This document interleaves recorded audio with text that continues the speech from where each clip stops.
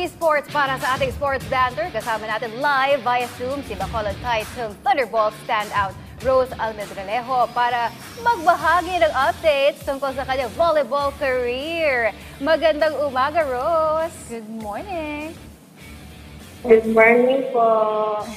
Alam mo, thank you kasi gaya nga ng sinabi mo kanina na in-excuse ka sa school just to accommodate our interview this morning. Ako napansin ko, nakita ko rin sa mga social media mo, na napaka-busy mo, ang dami-dami mong interviews. At isa sa pinaka-mainit na balita, tinanggap mo ang alok ng National University Bulldogs to be part of their volleyball team.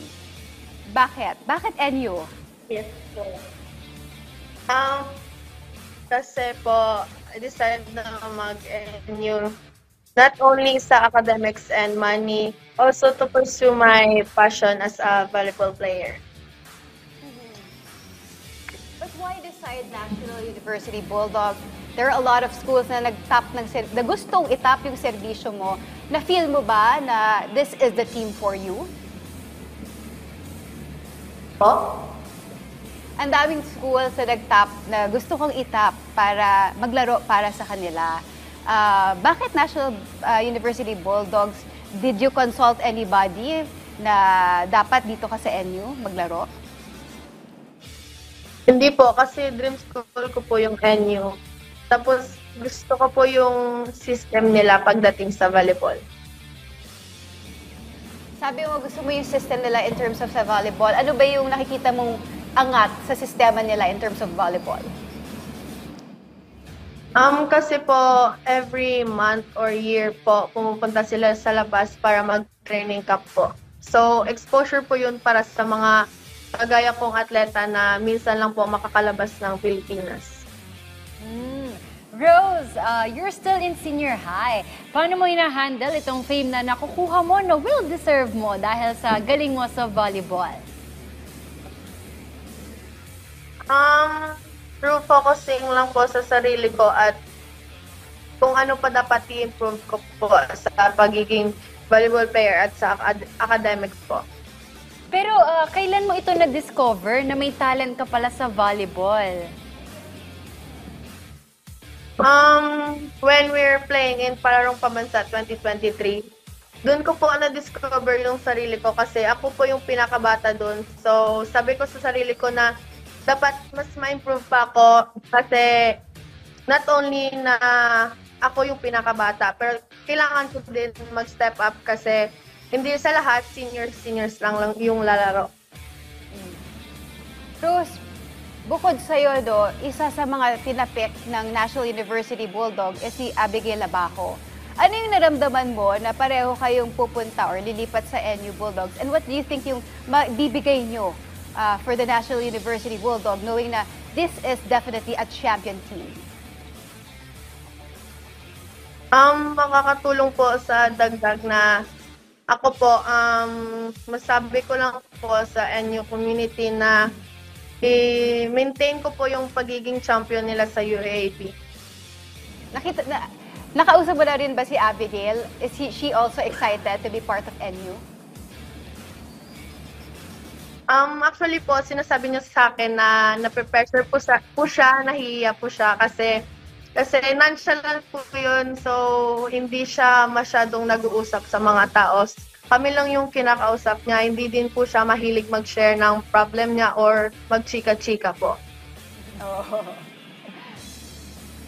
So ang NU nga is one of the top volleyball, maganda yung programa nila sa volleyball. And sabi ko nga kanina, back-to-back champion sila. Hindi, syempre bago na somehow mapapressure tayo, mapapressure ka as a volleyball player because ang mga pangalan na papalitan nyo dyan is like Bella Belen and Eliza Solomon. Mape-pressure po ako kasi madami kong nakikita sa social media, sa mga comments na hinihintay po daw nila ako na papalit kay Ate Bella. Rose, yung lineup nyo ngayon sa NU Juniors ay powerhouse din. And posible na maging kakampi mo sila like si Sam Cantada, How excited are you na makatandem mo sila? I'm very excited po kasi from opponent to teammates po. So, hindi po ako nag-expect na ma-teammates ko po yung si Ate Sam kasi nung palaro, siya po yung pinakamalakas dun. Pero ikaw, Rose, if pipili ka ng kakampi mo ngayon, na gusto mong maging kakampi sa NU, sino yon at bakit? Dito po, pipili po ako sa teammates ko is si Shanine Banyas po kasi kabisado niya na po ako kasi since grade 4 po magkasama na kami. So, palagi po kaming nagchichika, nagsishare ng problem, kung ano-ano lang po yung pinag-uusapan namin about sa life. Tayo. Actually, teammate Dani, importante yan eh. Kasi meron ng friendship. Friendship goes with chemistry. Kumbaga, naaamoy nyo na yung isa't isa. Oo. Pero meron ka bang UAAP idol sa mundo ng volleyball? Yes po. Si Ate Shaina Nitura.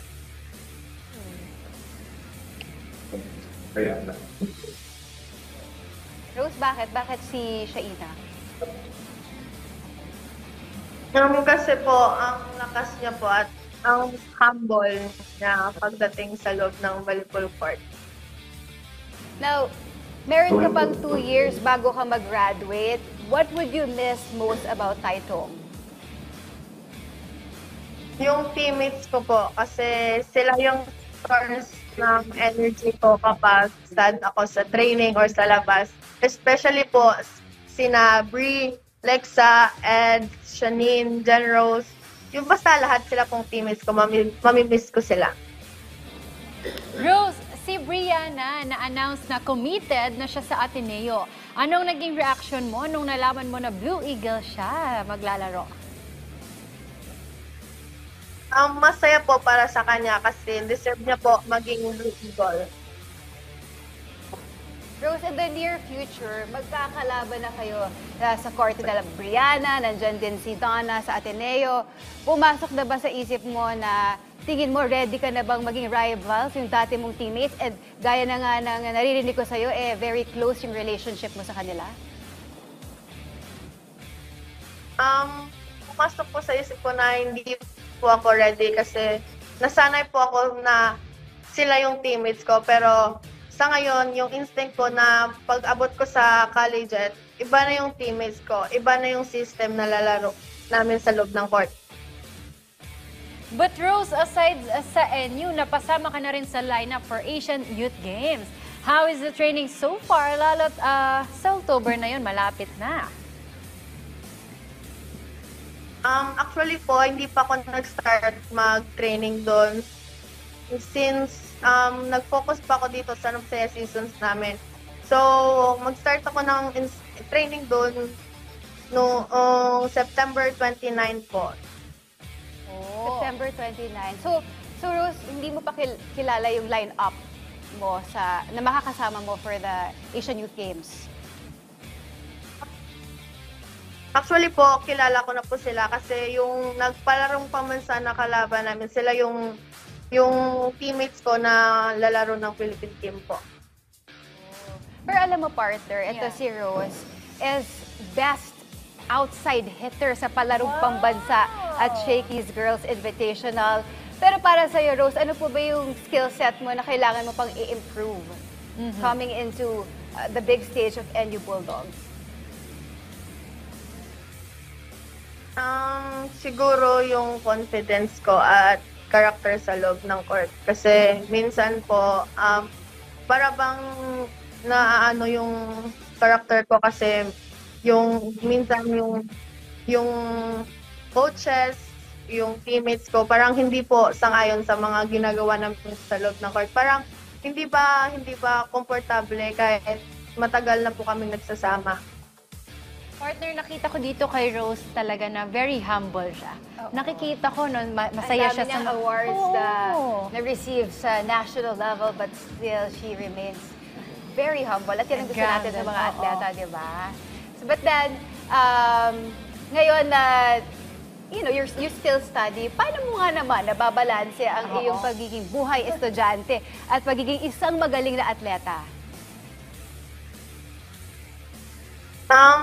Siyempre po, inuuna ko po yung study kasi yung study po, yung pinakamalaking gagamitin ko po para makalaro. Kasi pag failure ka, ay hindi ka talaga laro. Rose, ano nga unang naging reaction mo nung nalaman mong finally, irerepresenta mo na ang Pilipinas internationally? Actually po, second time ko na po na i-represent yung Philippine team. So, this time po, nakaka-pressure na talaga kasi iba na yung playing ground ng volleyball today kasi nag-boom na talaga yung volleyball. So, nakaka-pressure talaga kasi hindi na school-based yung i-represent ko. Ito na po yung Philippine at country na po natin. Bago tayo magtapos, Rose, gusto ko lang malaman, ano ba yung biggest dream mo sa larangan ng volleyball? Po? Ano yung biggest dream mo? Besides na makatungtong sa UAAP at representing the National University Bulldogs, ano pa yung dream mo bilang isang volleyball player? First of all, maging dream ko po ay tulungan ko po yung family ko at makakalaro po sa pro at maaabutan ko po si Ate Eliza Valdez. Yun. Alam mo, teammate Dani, nakakatuwa kasi most of our athletes aspire to help their family. Correct. And that's very important, yung pagiging family-centered natin. Finally, Rose, meron ka bang mensahe, shout-outs at mga gustong batiin? First of all, shoutout ko po yung pinaka-proud po sa akin is yung family ko. Family Almendraleo, Pama, and Escanillas po. And Sir Boy, Sir Ma, and Sir Philip, and coaches po. Maraming salamat sa tulong nyo. On that note, maraming salamat, Rose, na nakasama ka namin ngayong umaga. Good luck sa'yo and we're rooting for you. Good luck!